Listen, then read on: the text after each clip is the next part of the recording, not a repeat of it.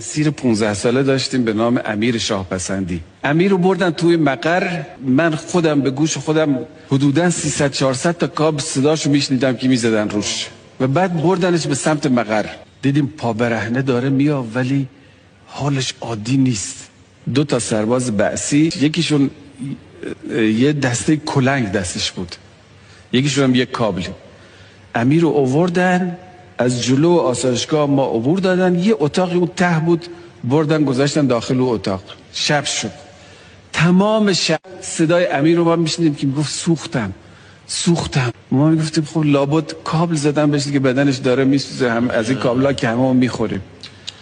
فردا صبح اولین کسی که رفت از اون پنجره زندان نگاه کرد دید کف زندان خون جاری شده. بعد معلوم شد که نقیب محمد هر کار کرده از امیر اعتراف بگیره نتونسته و با اتوی داغ کف پاهاشو سوزونده بودن و با همون پاهای برهنه از روی ریگا رد کرده بودن.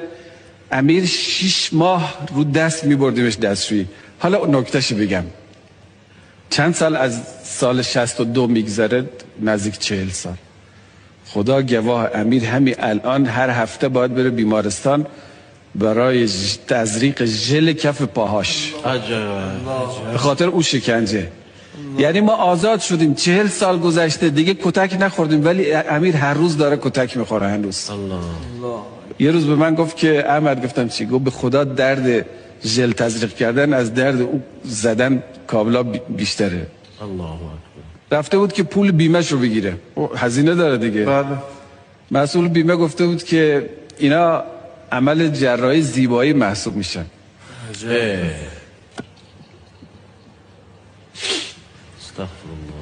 اومده بود کرمان چند روز پیش، دیدم صندل پوشیده بدون جوراب.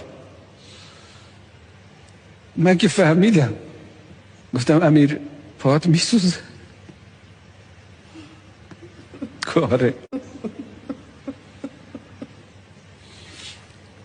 پاهاش میسوزه، نمیتونه جوراب بپوشه.